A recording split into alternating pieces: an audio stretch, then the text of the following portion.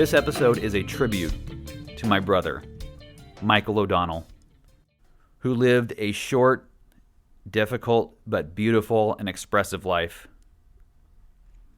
He died 12 years ago today, Leap Day, 2024. Maybe just a few minutes before Leap Day, but he was real damn close, and it's close enough for me.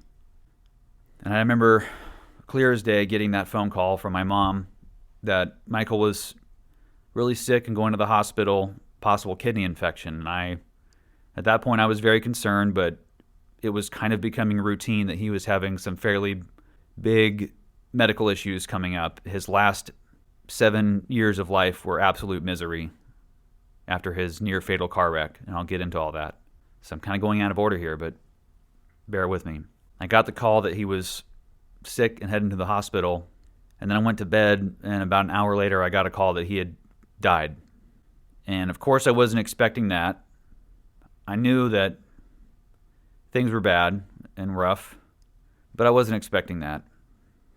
And I distinctly remember driving to the hospital, screaming at God and saying, why the fuck did he suffer the way he did?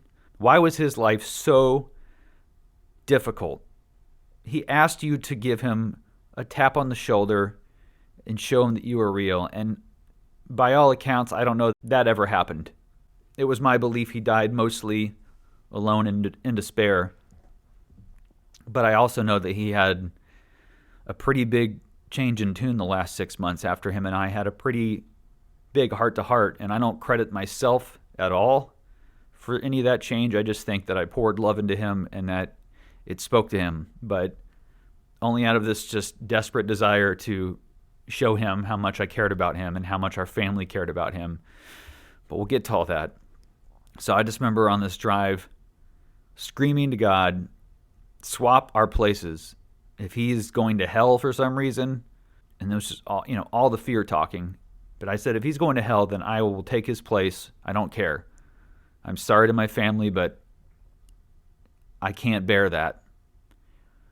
And I just remember the whole way there screaming to God, you better not let him go there. And you better swap places with my soul if that's where he's headed. If I'm even heading, assuming I was going to the right place, my mind was so racked by all of the confusing messaging that I really didn't know how to make heads or tails out of any of it. So it was just this extremely upsetting moment of desperation. And then I get to the hospital and I go and I see his lifeless body, and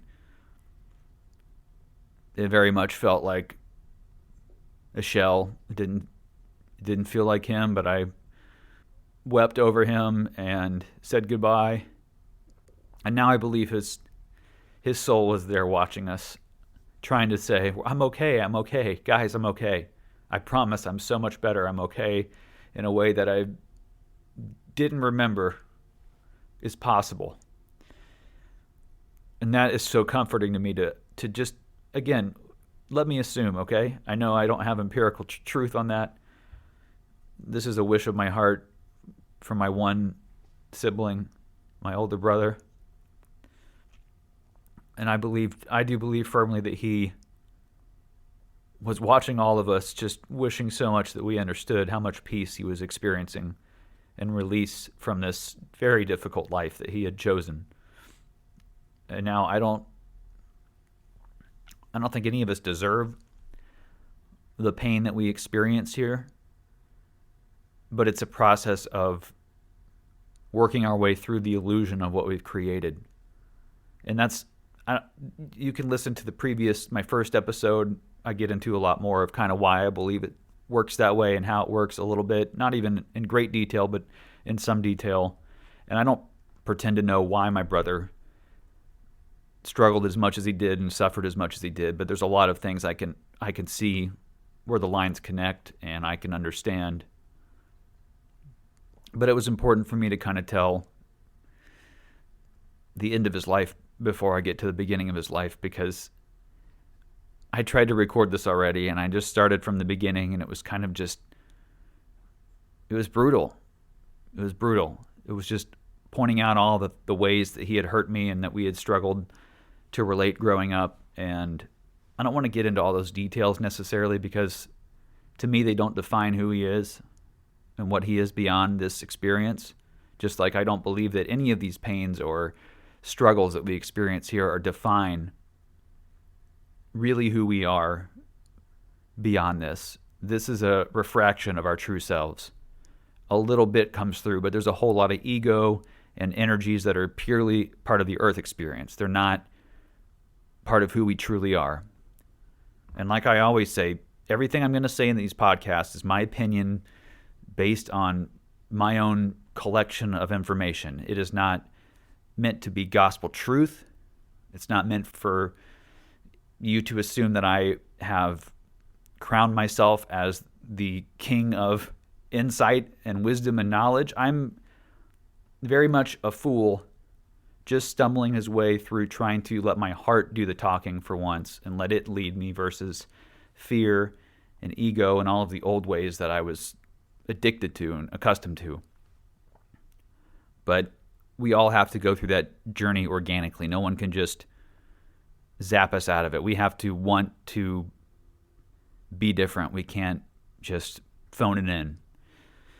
And for me, it took so many devastating turns to want to change and make that change. But this isn't about me and my story. This is about my brother. I will say that when he died, there was an enormous sense of relief. After I got past the fear and the guilt of what if he's not going to heaven, I just finally did have to let that go and say, all right, God, if you're even remotely good, he's not going to hell, and no one is. I mean, this was very much in the middle of my constant and long struggle with my faith, and my brother had really never grappled onto it, and I understand now why. But for me, it was just like this, there is no sensibility or wonder or awe to a creator that would make a creation that was designed with all of these limitations in its understanding and then punished for that eternally.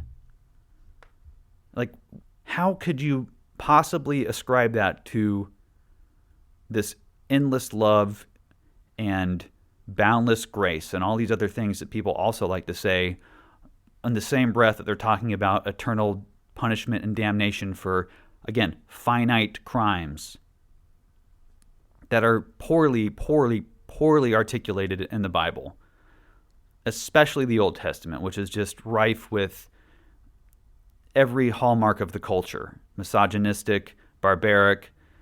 You know, you talk about Yahweh, and every single negative aspect that you would ascribe to a tyrant of power here on this earth is ascribed to him. Jealousy, rage, anger, but somehow we twist it into, it's righteous rage, it's righteous anger, it's righteous jealousy.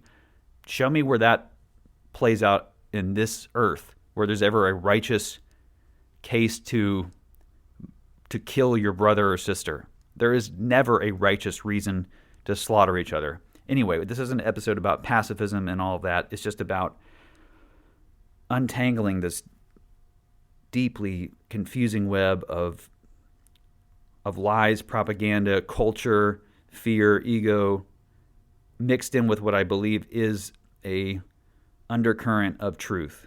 And in so many different holy books and scriptures, there is an undercurrent of a very similar message, but it constantly gets trampled by our need to assign power structures, ego, all of the forms we were used to. And my brother saw through all that.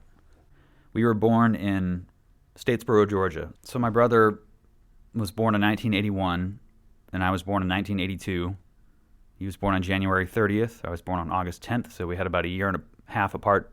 And that was kind of just the perfect age to, I think, for him to be like, what is going on?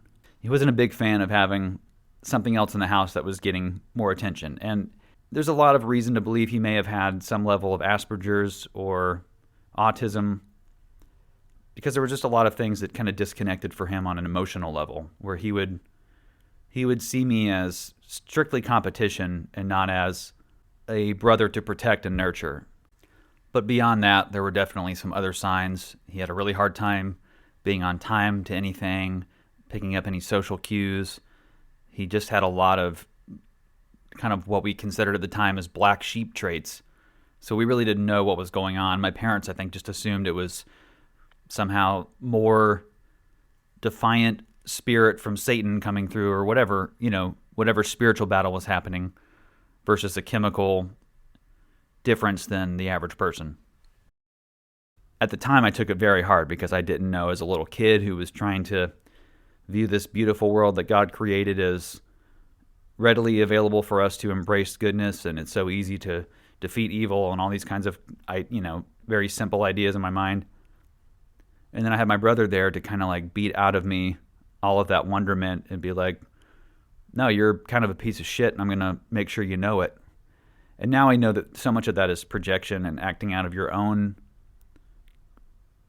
conflicted feelings. But when you're a kid, you don't know that. You just assume this sibling of mine, this older brother who I look up to because he's my older brother, thinks that I'm pretty worthless and that most of what I do is insufficient and lacking and foolish. And he would call me dense all the time growing up, naive. And I just developed a very, very poor self-image based on that. And now I have such a new perspective. We'll get into that. But I also realized the double whammy of he was getting the same messaging as me, that we're inherently sinful, without repentance we're going to hell. And that just makes you, as a kid especially, see anything you perceive as bad or wrong as evil, Satan, sin, and it's really an easy way to quickly, dramatically lower your opinion of your friends or siblings. So I can't blame him entirely for this whole "you're worthless" vibe. I got that both from him and from Sunday school, because they love to tell you more than anything that you're a filthy sinner worthy of hell. You better beg for forgiveness and hope that he saves you. Yeah, again, I can't imagine why my self-esteem has suffered so much. But getting back to our childhood, we grew up in Statesboro from the ages of 7 and 9 until we moved to Washington State. So from the ages of, till me 7 and him 9, we were in this very, very small insular environment where our church was also our school. And for the first couple years of my life, my education was homeschool, and then the Bible school that was part of the church. And then by the grace of Creator, I was moved to Washington State, the promised land, when I was 7 years old. My dad and mom at the time were going through a very difficult period in their relationship, as many do with children of 7 and 9. It's actually, I think, usually the average divorce age in the relationship is something like 7.5 years. So most people who are having kids right away, their kids are 7, 8, 9. So they were going through their difficulties there. My dad moved out to Washington State a couple months before we moved out there, and he was doing construction. And when we moved out there, he had just gotten a job shortly after that at a computer sales place, and he hated that.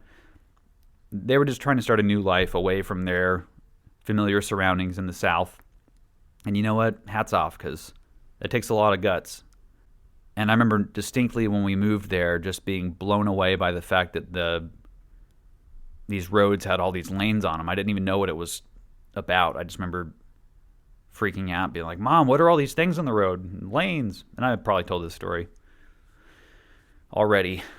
It's hard to remember how many times I've recorded and deleted stuff. So if I do repeat things, I apologize. That's just also how my brain works. But my brother and I both were still kind of in this Christian bubble, even though he had clearly expressed a lot of typical older brother bully vibes, which, again, I understand it's not uncommon. The way he treated me was not some insane anomaly. It was just personally painful. And I know it was painful to him to see me be able to socialize easy and kind of be able to make friends and have an easier time with that element of life, whereas he was very kind of brooding and introspective, but brilliant, just didn't know how to really relate to people as easily as me. And so he had all this jealousy built up that I had no idea about until years later. And I had all this jealousy built up for him that eventually kind of fell away when I saw through some of the reasons for it. But I also now look up to him in a way I never could have before, because he was such a key proponent of my change. But we'll get to that later, his story. So Michael was definitely a bit on the neuro-divergent side, but again, just a brilliant mind, really, really private, but brilliant. He did have a lot of the same traits as my grandpa, who was on my dad's side, who I really didn't know until he had had several strokes. And at that point, my only memories of him were going to nursing homes, and he couldn't really speak. We would take him out to dinner. He couldn't really speak. He would chain smoke, eat junior mints, and be generally unpleasant to be around. He got released from one nursing home for punching a nurse, and I think he got, released from another one for biting another patient. He just was not happy at all to be in that condition, dealing with all that. And my brother was very much like him, not a fan of being imprisoned in his own body, obviously. I think that was his biggest fear in life. Was he always said, I'd much rather die than be disabled. And man, it still haunts me that was something he would say often, and it ended up being his life. All right, so back to Washington State. We move out there. My brother and I had really never been exposed to much pop culture or things outside of the church. So we moved to this apartment complex, and all of a sudden, we're meeting all these people who, kids who are swearing, their parents are smoking and doing drugs, they're letting them play video games and eat junk food whenever. It felt like a free-for-all that, to my little Christian mind, was absolutely terrifying. I remember just going into, missionary mode, I got to save these poor people. So I would just ask kids if they needed to pray with me. I would go behind the parking garages. They'd have these individual parking garages, and I'd go back behind them. There was a little space between the fence and the manufactured garages, and I would pray with these kids and ask to have their souls saved. And there was a couple kids that were really actually, I think, appreciated the attention in a positive way, but most of them understandably were like, nah, dude. And I was so hurt for the world because I realized that I had kind of had the wool pulled over my eyes a little bit, not because my parents were being sinister and trying to, shield me from stuff that I probably needed to be somewhat shielded from, but just because I had assumed so many things about the world operating a certain way, and it was like, to my 7-year-old brain, I still have so many distinct memories of that experience. And again, like so many things at the time, it felt like it could be the most traumatizing thing to me for the rest of my life. And now I'm like, thank source I had that experience, because without it, I wouldn't be at the point I'm at. If I had stayed in my little bubble, chances are it would have taken me twice as long to claw my way out. So my brother was such a catalyst for just challenging the status quo and what was being kind of fed to us, because his mind just filtered kind of through what he perceived as disingenuous and latched on to what kind of resonated. But he also resonated with a lot of darker stuff as a reaction, I think. In his mind, if you're going to tell him you can't explore, look at that, think about that, he's going to go, why not? Let me find out why you're saying that. I don't just believe you. I need to experientially understand why that's actually a bad thing. But in Michael's case, he was constantly being told, you're wrong, you're different, you're dark, you're inspired by evil, Satan might be whispering in your ear. All this messaging that his interests were fueled by darkness, and I think just kept feeding that sense of isolation and despair in him. And so socially, he was very withdrawn. He had a very hard time in school with both teachers and friends. And he began to act out in more and more destructive ways. He became more violent with me. If I dared to upset him or confront anything in him, he would usually retaliate in a fairly overtly disproportionate way. So, for example, he would often just punch me. We'd be sitting there watching something, and he just would stick a knuckle out and give me the best dead arm he could, which would always leave a big old fat bruise on my arm. And if I tried to hit him back, even just lightly, he would take it as a great offense, and he would just start to unload on me. This happened enough early on that I learned to just not hit back. So I just was constantly arms and legs bruised up because he was giving me dead legs and dead arms for years, And then it was always stuff like he would get VHS tapes for Christmas, and then he'd use them to tape Saturday Night Live, and then he would charge me money to watch his taped recordings of Saturday Night Live. Oh man, he would hustle me all the time. He knew how naive I was, and he would exploit it. He would bet me in like video game competitions that he knew I would lose. And then when I would beat him, he would accuse me of being cheap and cheating like every single time. And sometimes I would like exploit a game, where I found like Mortal Kombat, just do the leg sweep over and over and over. And I would like beat his friends at the arcade, just like cheesing out on an exploit. And they'd be like, "You're a cheater." I'm like, "I'm just doing what the game allows." But in many cases, he would take me for a ride, man. And now like I can kind of laugh at it, right? Because it's like, damn, he was slick. He was working his angles, but there's also a pain in that because I realized that he felt this competition with me. Like he couldn't see me as an equal. He saw me as a competition for attention and certainly mom and dad's affection. He would get the lion's share of the blame for anything. Even if I was complicit in the same thing, they would tend to go harder on him. And I think part of that's because, he's older brother. He's supposed to be setting an example, so they would kind of make him the martyr. But that led to some very, very, very tumultuous situations. And there was a lot of shouting, and definitely during the high school years, a few physical altercations between my dad and my brother. One that I distinctly remember just weeping in my room and begging for God to stop it because I had heard some really loud noises and what sounded like someone being tossed down the stairs.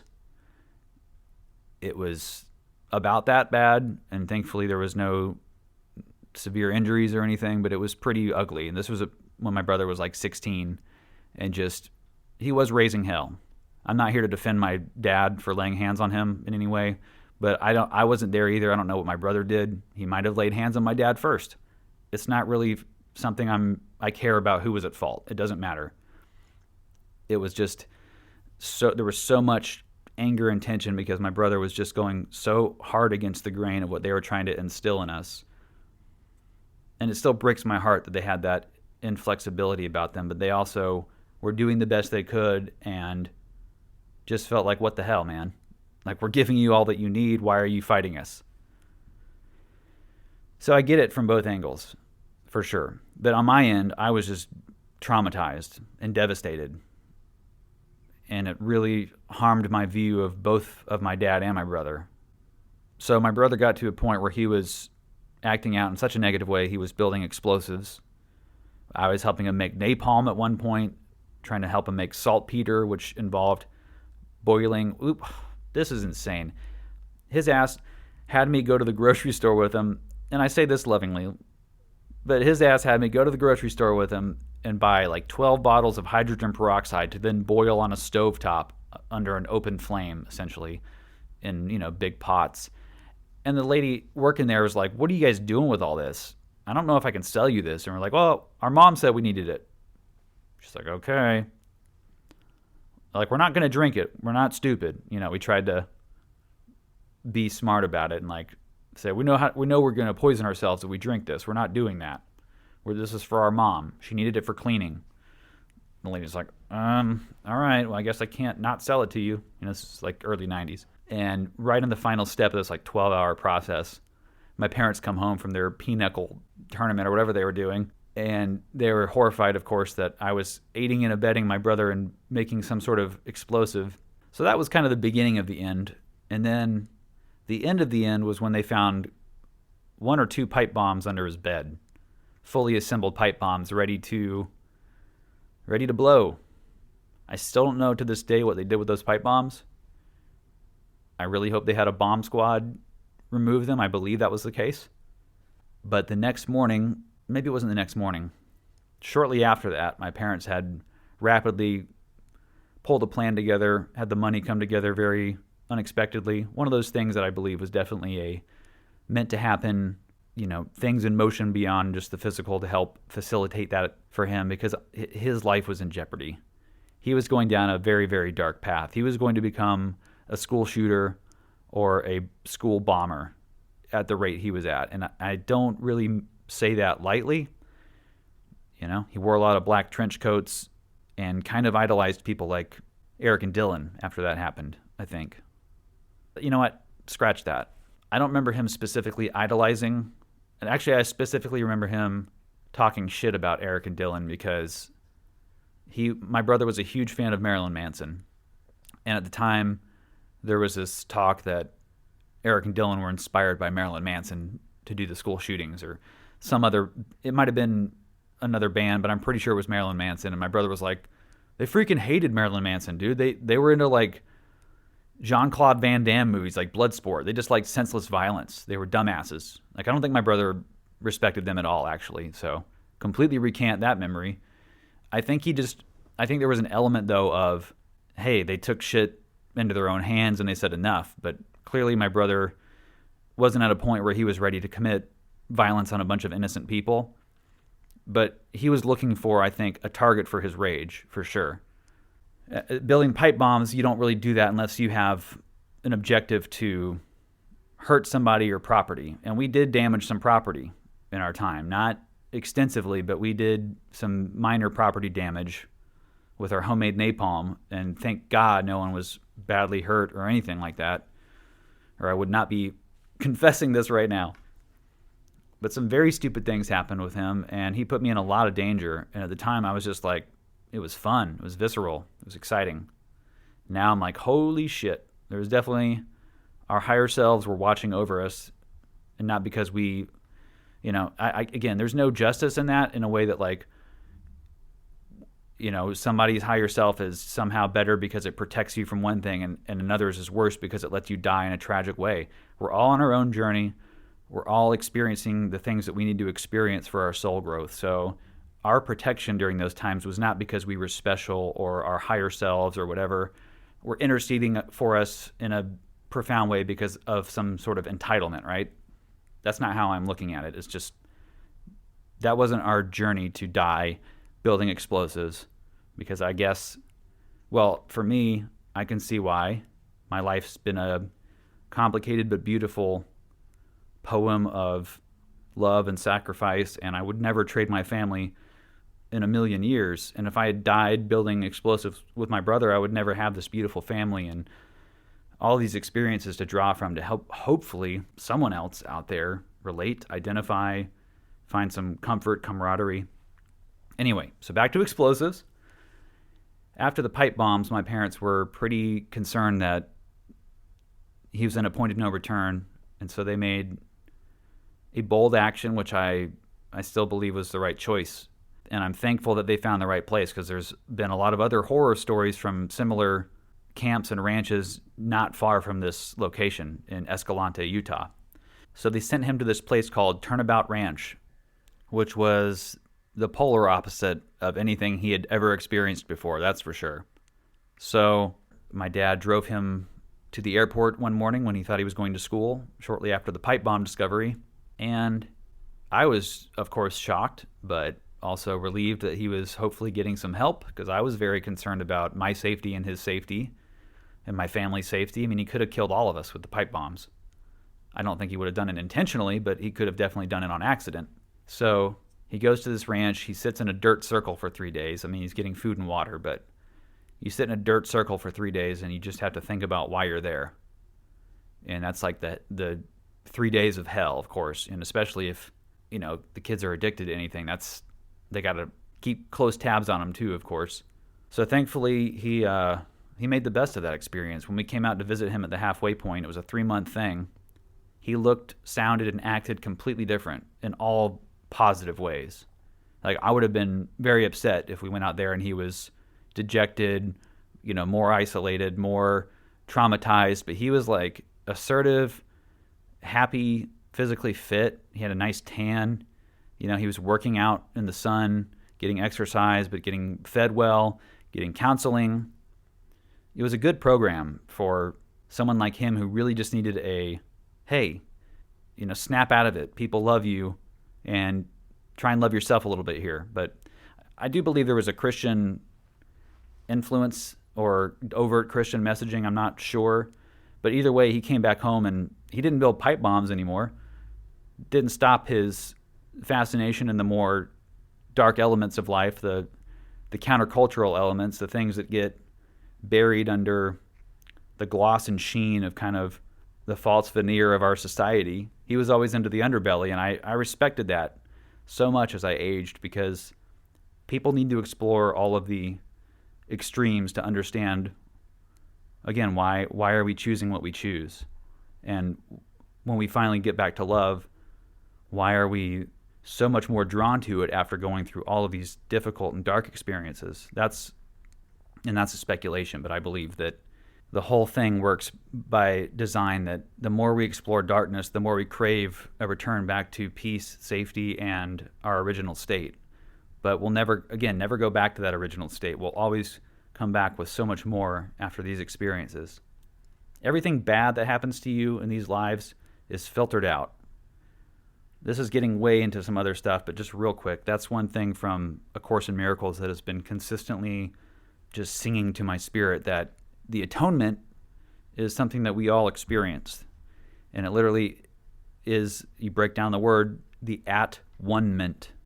We all become completely as one, and all of the ego, pain, and experiences that were difficult, frustrating, and illusory here are filtered out, and all of the moments where the spirit and love and goodness came through from these experiences remains. And so you take this distilled, perfect experience back to your source, and the atonement is just the process of washing off all of the grime and just refining it into this beautiful tapestry of experiences that you've learned all of these new things from. And then from there, I believe we're able to create new entire worlds, possibly based on now knowing what is the highest and best thing to create and what is just not worth our time anymore. That's my speculation. I don't know how things work after the atonement.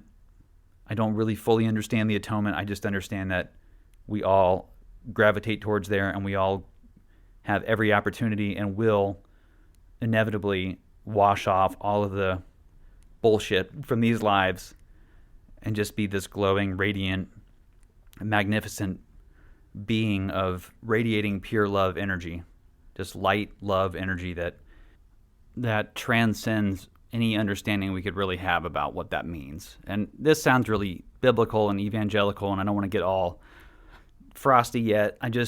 I like to think about the pain in my brother's life being contrasted with all of the brilliance on the other side of it. Like I really think that's another element too, is like the depths of your pain on the other side of that will be levels of joy that far exceed, in a way that's not even comparable, that pain. So if we start to embrace that, can you imagine how much things change here? How much fear you release when we realize that our lives are not this desperate survival trip, but they're actually just about enjoyment. And if we focused on living instead of surviving, we would live far richer lives. But as far as my brother's concerned, he gets back from this camp in Utah, a changed young man. He's 17, I believe, at the time, and just had a really positive trajectory towards going to Seattle Art Institute. But Seattle Art Institute was definitely a step in kind of a sideways direction for him. Wait, actually it's Art Institute of Seattle, but my brain conflated it with another school. But come on, potato, right? Now he did a really great job with digital artwork and photography in its early days. He won an award. I had the artwork right here sitting in front of me of an article with him. He used like a sock monkey puppet and like a jalapeno and all these other random elements and made this face, and he put it together digitally. And at the time, that was pretty cutting edge. It was like 1996 or something. And so he got this award where he got to meet the governor of Washington State, Governor Gary Locke. And we got to go to this really fancy ballroom, and he got the award, and there was a nice dinner. It was really cool for him because he beamed and radiated like pride in that moment, because someone was recognizing how cool his art was, and he wasn't getting the usual kind of furrowed brows from my parents, and God love them.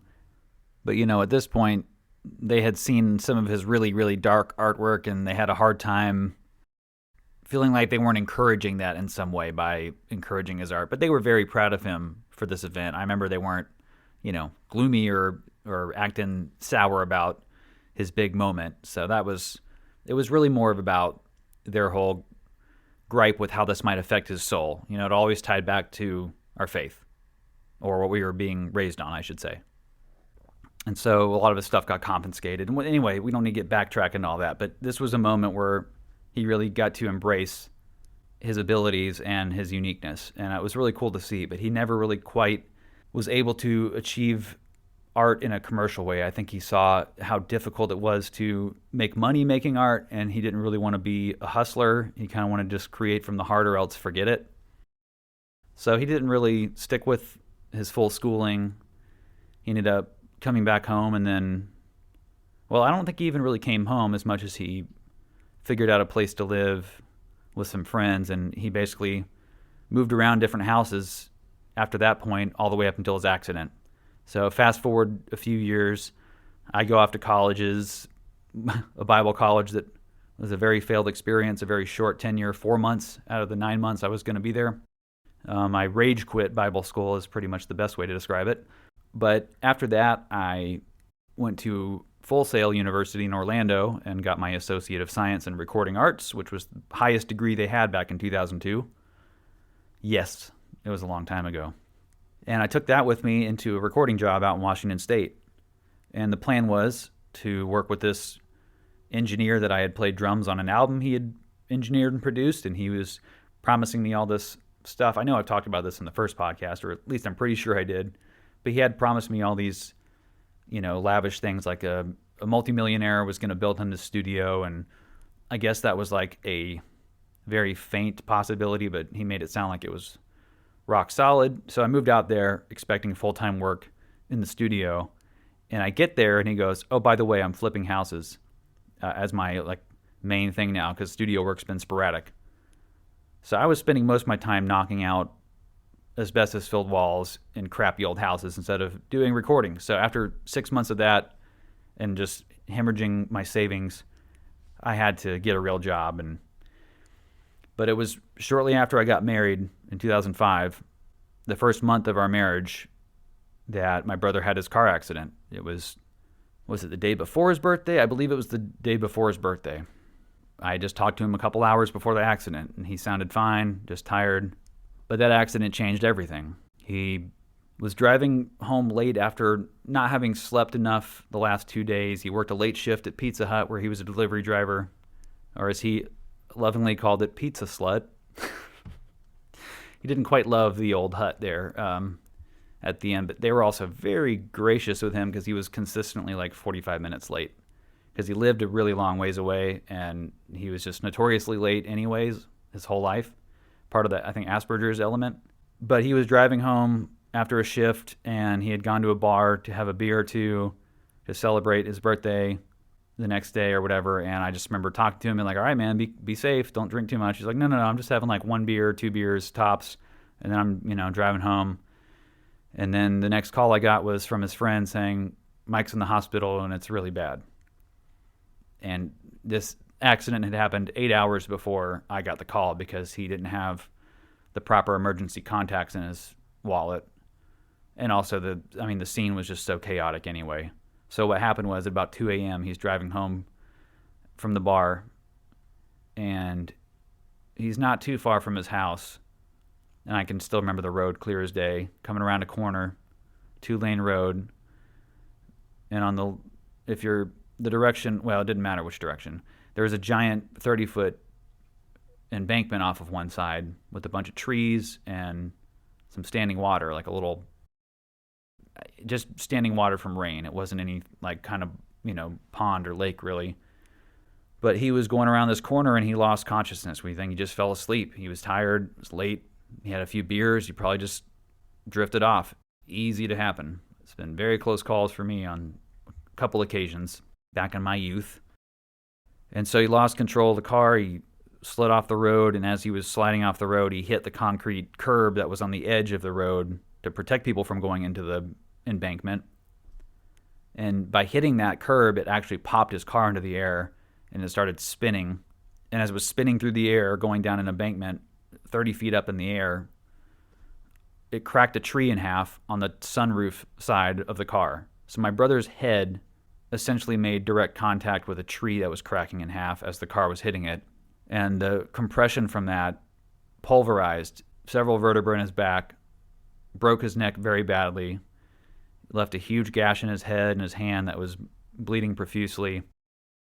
And the only reason he survived, and I know he often said he really wished he didn't, was because an off-duty firefighter just missed a call to the station. And he was coming back home, and he noticed there was a tree down and some lights in the road where he didn't see it before. So he went and inspected and saw my brother's car. And I mean, the car was not even pancaked, it was inverted. I have pictures that I've since deleted because they're just too fucking traumatizing to look at.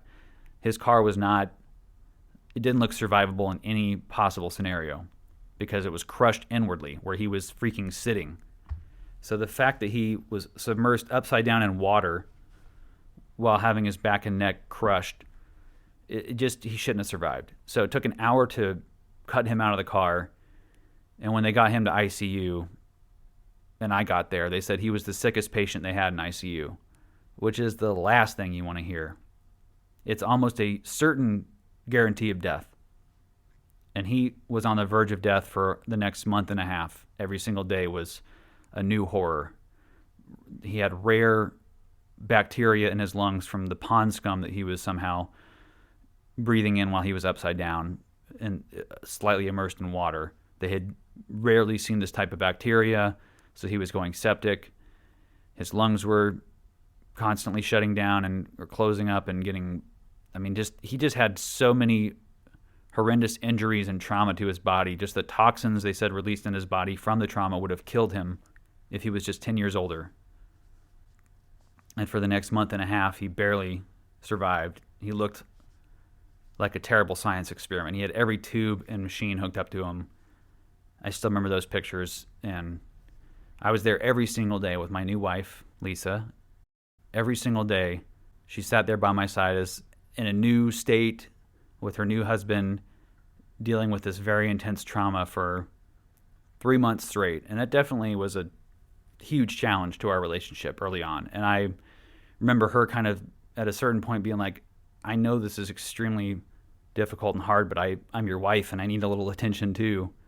And I was kind of incredulous that this is my brother, but I really was so laser focused on his survival that I was neglecting my wife. So like all things in life, it's this complicated balance of juggling all these things that you think you're doing something good and then you've completely forgotten something else that's important. But Lisa was very patient through all of that and very gracious. And once my brother got into rehab, he finally started to make some significant improvement in his cognition. He basically was so drugged up and his sleep was so interrupted in the hospital that he could not really progress with his healing or having any kind of lucid conversation with him. There was so much morphine and other drugs in his system. You would talk to him and it would sound like he was perceiving you, and then he'd just start hallucinating and freaking out, and his heart rate would go way up and they'd tell you to leave. It was very upsetting. So when he was in rehab, he started to kind of wake up to the fact what was going on and what had happened, and he was very dejected, obviously, to find out that he would probably never walk again. And the brain injury definitely changed his communication speed, and he did have a brain injury from that, so he was certainly altered from that point on, but he retained a lot of memories and a lot of his personality. Just had to kind of go through this extra difficult layer of problems. And again, somehow he managed to survive for the next 7 or 8 years in this very difficult place of how do I even move forward with my life? And he suffered so many extremely devastating experiences after that car accident. If the car accident wasn't bad enough, it was all the things that happened afterwards. Now, granted, my parents had dropped everything in Savannah where they were running a new coffee shop to come out to Washington and be by his side and to see to everything they could see about. And when he was finally ready to move back with them, they moved him to Savannah, and they began to build a wheelchair-accessible apartment for him in the back of their house. And so it was very hard for him to adjust to living in Georgia again. He really didn't like it here, and his girlfriend at the time, who really tried to stay by his side, he had lost contact with her. He didn't feel like he had anything to offer her, even though she loved him very much and wanted to still be by his side. So I know that was devastating for her too. And I should point out that this was his girlfriend in Washington State. So when he moved to Georgia, she did not come with him for obvious reasons. She had her family back home. They owned a Vietnamese restaurant. Oh, Lan was such a sweet girl. I've never met someone just with such an open heart, but she was so perplexed by my brother. I remember her asking me one night when we stopped at like a convenience store, and it's like, I don't understand your brother. He's so confusing. And I'm like, yeah, trust me on that. I'm right there with you, Lan.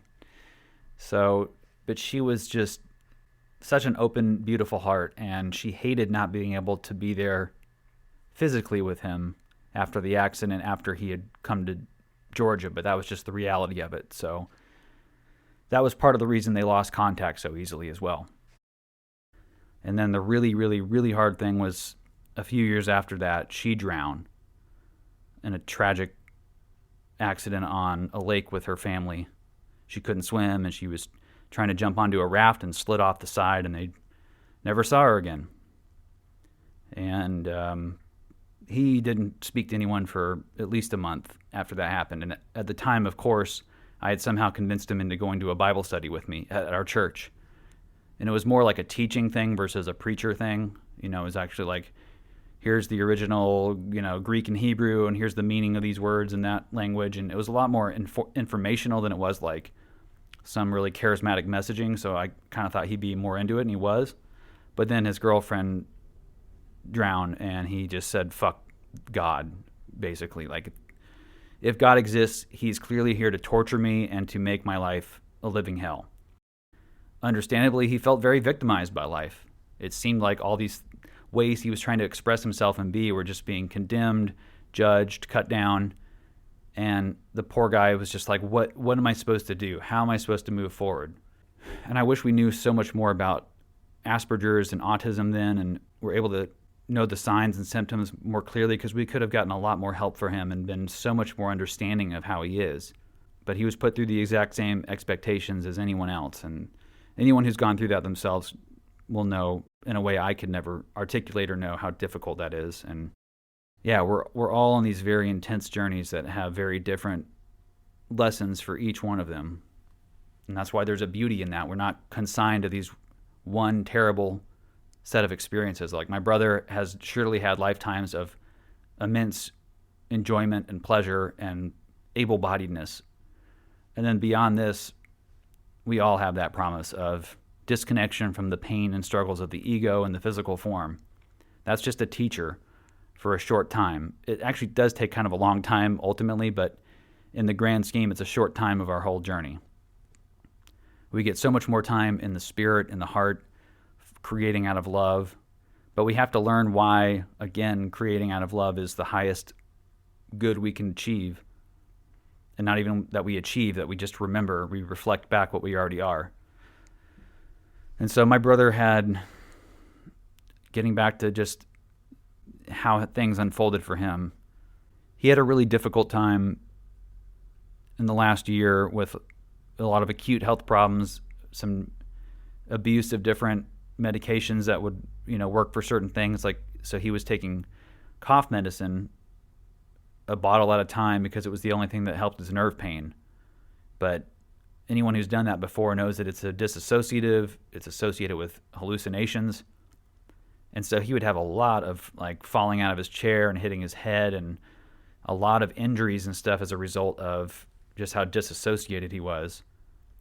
The poor guy just was so out of sorts that, like, I remember my parents were gone for a week and I came to stay with him. And this was a few months before he died. And he would go to Walmart and spend hours shopping. And when he would come home, he was so exhausted that he would fall asleep in his car with all the groceries in it. So like a couple times I had to like help rescue all of his groceries before they all melted because his body was just so shot. But he wanted so badly to be independent as much as possible, understandably. So it was just it was such a fucking struggle.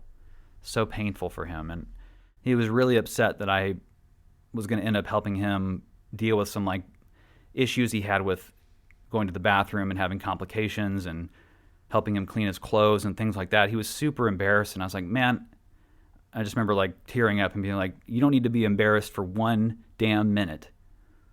This is your life, and I hate that this is what you have to experience, and I am more than happy to help you just a little bit, man.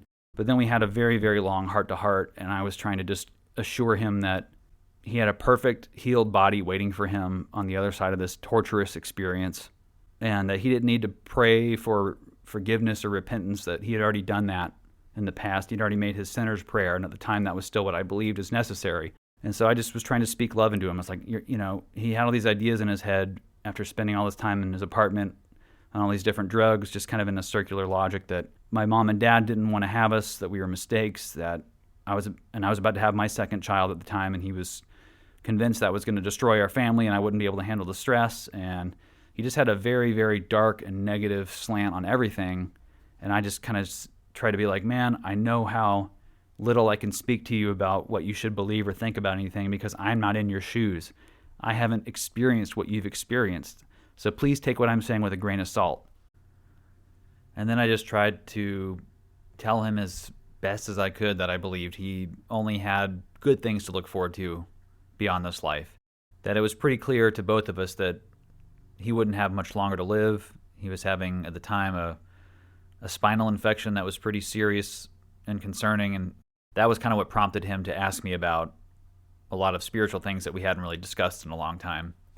Because I never felt right in being evangelical to him during that time because I was sensitive to his situation. I knew how it would come across having his younger brother be like, here's what you need to do to feel good about life. Here's what you need to do for answers. And telling that to someone who's in his position is really, really insulting, belittling, and usually has the opposite effect of what you're asking for or what you're hoping for.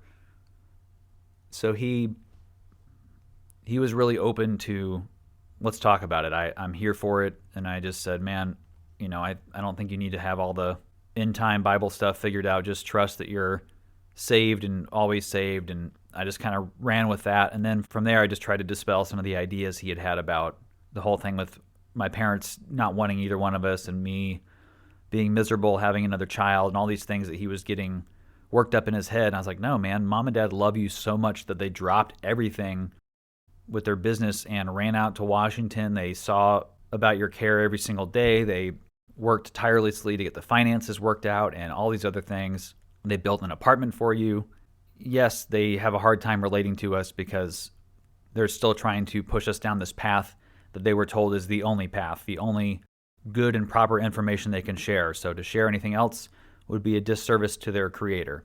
I get that there's a lot of pressure that they've put on themselves to stay consistent to this message, but it doesn't mean that they don't love you beyond that. We're all acting through the pain of the ego and the confusion of this present illusion we live in. So the really remarkable thing was that after we had this talk, and we talked for hours, my parents would say stuff like, he's been really, really positive when he's communicated with us. He's been saying thank you, and I appreciate you, and I love you. And that just blew my mind. That was confirmation at the time to me that the God of the Bible was working in him and that he used me to speak a message to him. And now I have a slightly different angle on that. I still believe that the spirit of love that comes from Source, that is responsible for creating everything, was able to permeate even through my misspeaking about things I thought were truth.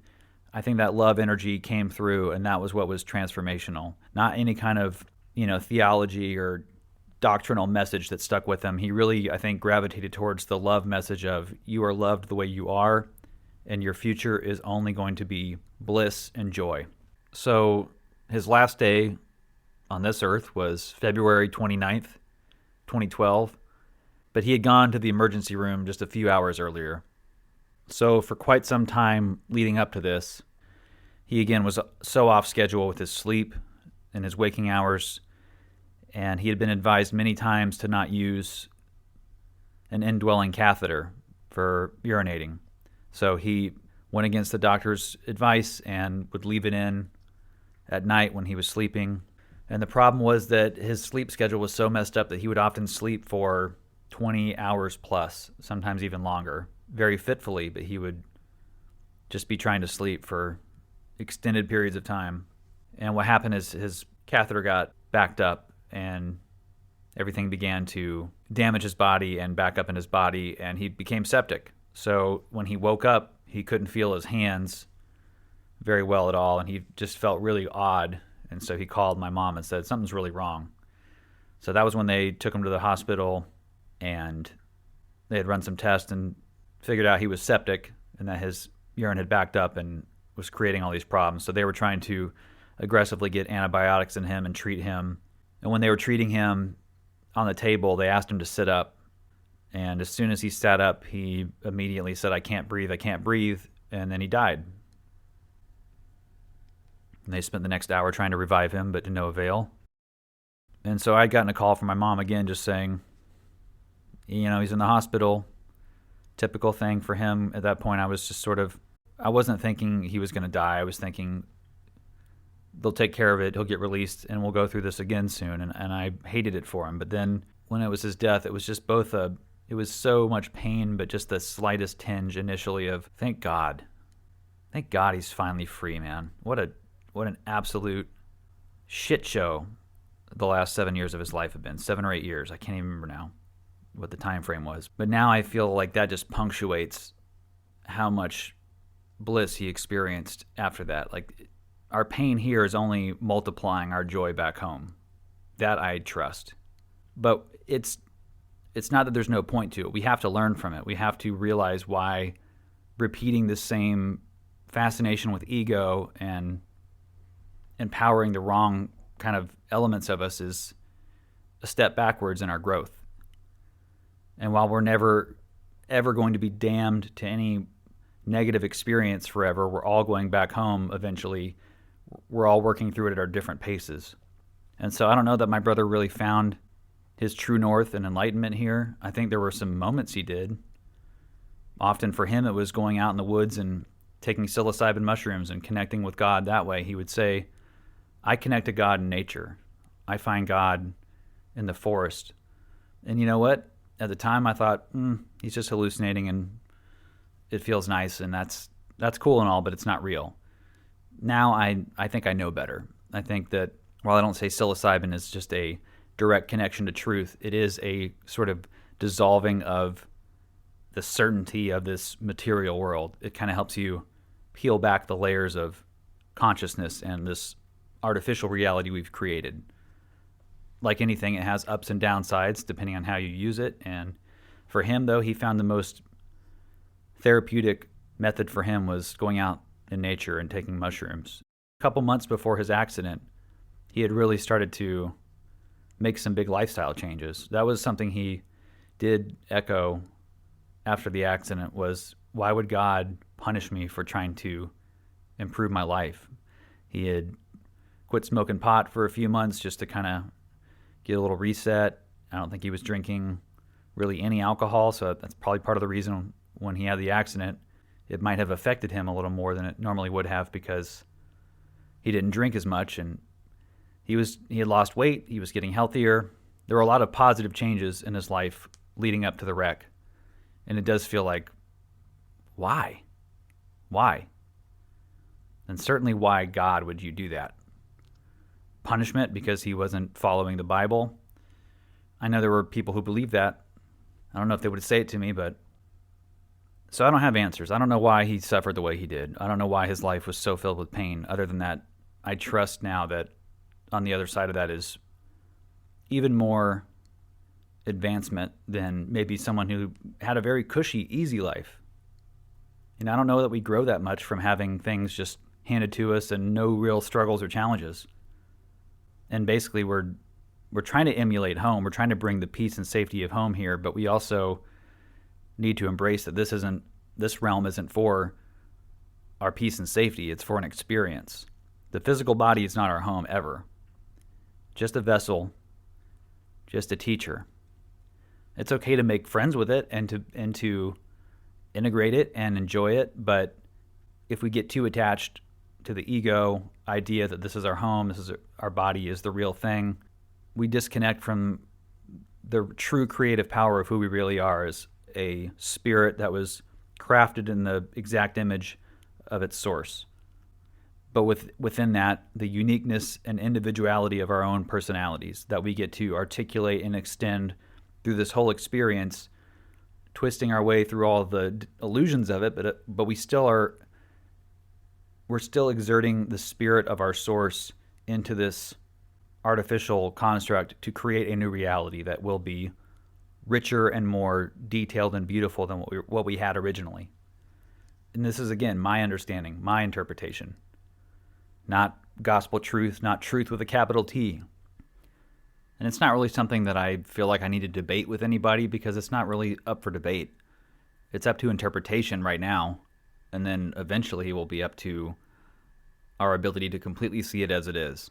But right now we're just sort of toiling with these slivers of understanding. Not going too far down that rabbit trail, I want to get back to my brother. So after he died, I was very sad and grieving, and I remember having this very vivid dream, more vivid than probably any dream I've had, where we were in this stone cathedral that looked like it was out of Romeo and Juliet, flowers everywhere, surrounding my brother, laying peacefully on this table, looking like the best version of himself. And I remember so distinctly that as I was sitting there in this chapel with all these flowers and candles, watching my brother resting peacefully on the table, I thought, man, I just want to see him walk again. I just want to see him be whole. And as soon as I had that thought, he sat up and just had all of this just love pouring out of his eyes.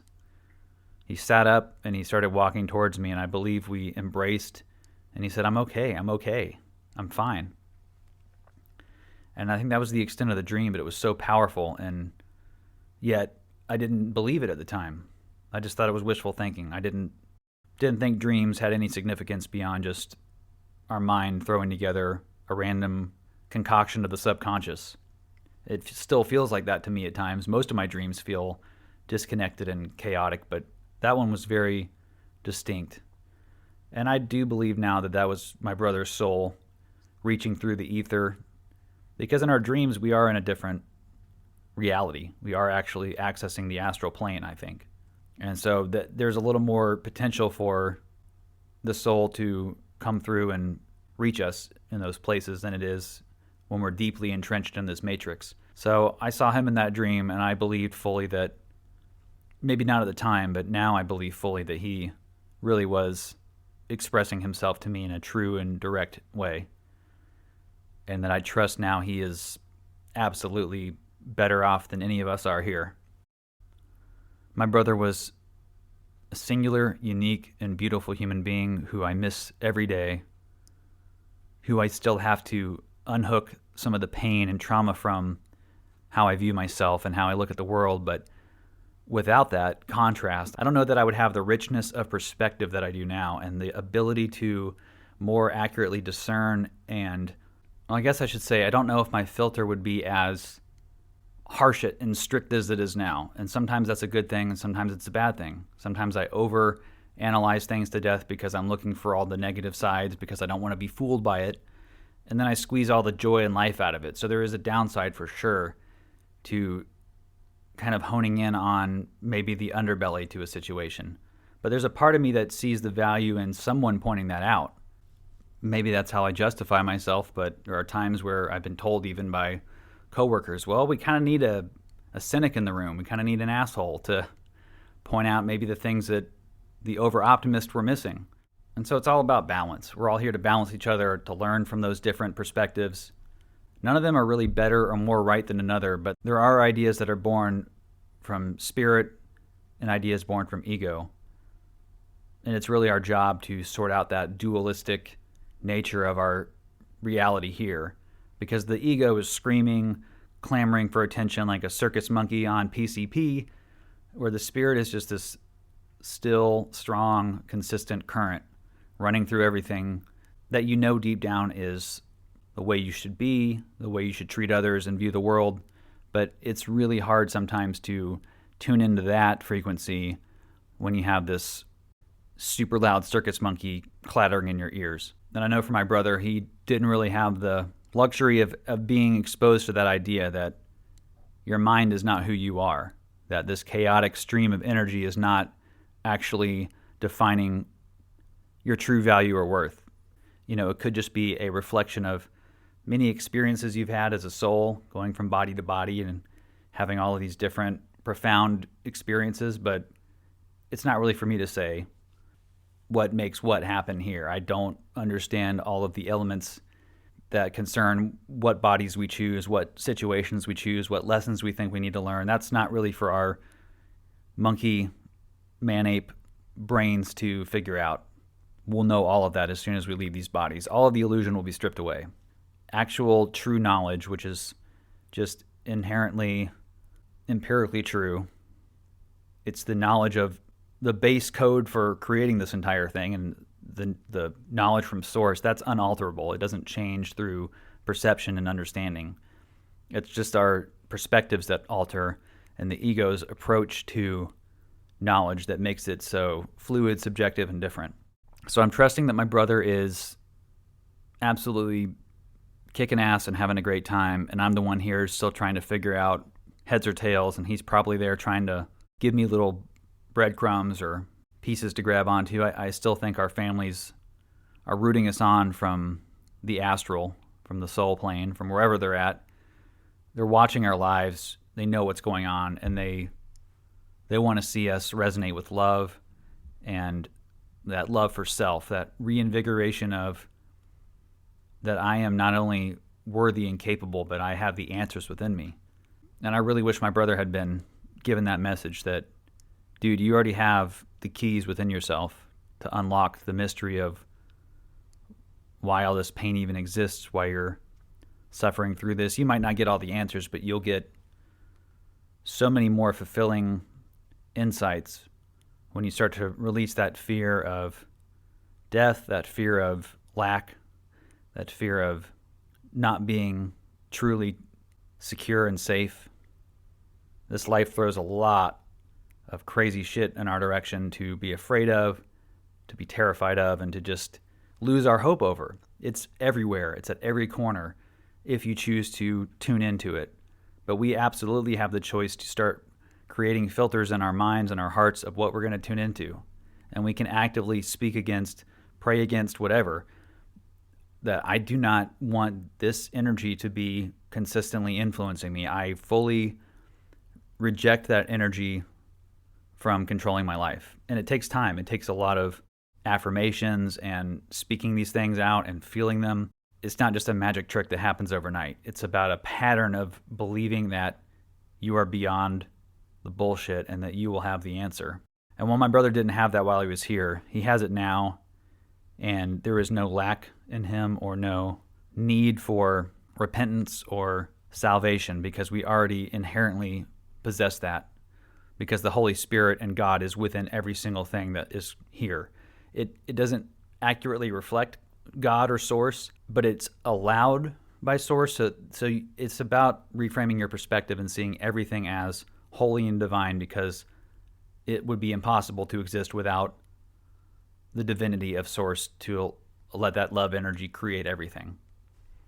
Again, it doesn't need to mean it endorses the spirit of Source by existing. It's just a reflection of the creative capabilities. So we can still see God in everything without equating it exactly to the fullness of God. But that's hard for us because that means we got to put a judgment on it, right? We got to put a restriction, or, well, that's kind of God, but not really. So for me, it's more helpful just to look at everything and go, that's just God. This cup, this straw, that's just God being reflected in this comically small object compared to its immensity. And that's really challenging with negative situations to go, that's just God allowing all things to exist for us to learn from, not because God wants to exert evil and darkness. That's our choice to create. God's just there going, and forget the word God and use whatever term you want. It doesn't matter he or she to me. Those are all very humanistic needs to ascribe a gender to Source, because Source embodies all energies of every shade of gender and sexuality and all of that. Because again, if Source is all things, then we have to look at all things as divine in a certain way. But that also helps us filter out where things are operating from a lower vibration and where we need to discern between ego and spirit. But this has a lot less to do with my brother, so I think I should back off that idea for the time being. I just say all this because I wished that my brother had more access to that information and that he was seeking it out. But again, he just had gotten so stuck in these loops of negativity and chaos, and I hated that was his daily life, but I'm so thankful now that he is free, he's home, and even if I'm dead wrong and he's dead and that's it, and we don't get to see each other again, that's all right. I don't mind holding on to the false hope that my dream was real and that my beliefs about us never dying are real. And if I'm wrong, then guess who gets to deal with the brunt of that? Me.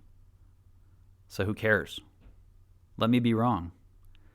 Just like I can let you be wrong, just like we can all let each other be wrong, because there is no need to truly get it right in this life.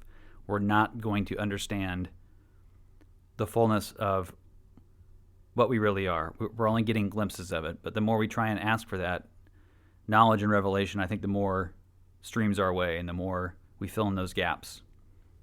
And the more you can kind of release fear and just say, I don't need to let these circumstances control me anymore. So my brother's life was all about a very long roller coaster ride with fear, pain, and rejection. And I've learned so much from him. But my prayer, of course, is that he doesn't have to come back and repeat a bunch of more painful experiences. That was also a profoundly huge learning experience for him, and that his next journey will be from the heart and with love and joy as his guidepost. And I pray that for all of us, that we all awaken rapidly to the love that is inside of us. It was put there by Source, but it was also put there to remind us that we have the fullness of Source within us. So we might as well look at ourselves as equal. And again, not in the way that your ego wants to do it, to lord and control and dominate, but to spread love beyond your comprehension to every corner and allow all things to be as they are, and knowing that they're going to organize back towards that light. They're going to gravitate back towards that home energy. They might want to go out and play in the mud for a while, but you get tired of playing in the mud because your clothes are dirty and, you start to just feel uncomfortable because everything's caked up and wet and nasty. So we all get to go play in the mud as long as we want, but we're all going to come right back to the bath of pure love and joy. Have I gotten corny or cheesy enough yet? Have I gotten a little too hokey and cheesebally? Because I know I'm coming across very evangelical here.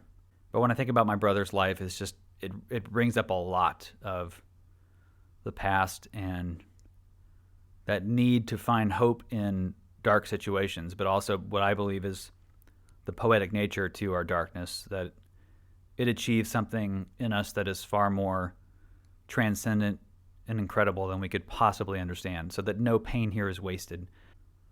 And every traumatic experience you've had in your life will be filtered out at the atonement that we're all going to. Every single living, breathing, conscious soul is going towards the atonement on our own pace, at our own time, but you cannot be separate from yourself, which is a part of Source. It's just not possible. You don't have to believe that, but believe me that I believe it. And if I'm proven dead wrong, I'll run with that too. I'm always open to changing my mind. I'm always open to expanding my current understandings and owning up to where I'm limited and wrong. So that's all I got for this long-winded episode. Michael, I love you. I miss you. But I know that I will see you really soon, and that our reunion will be more transcendently sweet than I can possibly ever imagine. Thank you for listening to this special episode. I appreciate your time, your heart, and just go out there, and even if you can add a fraction of love to your day and the way that you treat yourself and other people, do that just a little bit at a time. It'll become a habit. It'll become something you crave. Don't force it. Don't do it because someone else told you. Ask yourself why that's important. Ask yourself why it's important for you to vibrate with love and not fear. Just start asking a lot of things of yourself, and wait for time for the answer. Don't expect immediate answers. Don't expect the first thing that your mind pops out to be the truth or the answer. Your ego is going to want to try and intercede there and give you a whole bunch of nonsense. Take your time, meditate, ask these questions, and just listen. Listen for that quiet part of you that gut part of you that's telling you, you know what's right here. You know what is resonant and good. All right, if you have anything you'd like to contribute, feedback, you want to come on the show and share your story or whatever, you have the keys, 639@gmail.com. You can also check me out on Instagram. You Are the One You Seek is the handle. And please don't forget that the world is not happening to you. The world is happening for you. Go in love and namaste.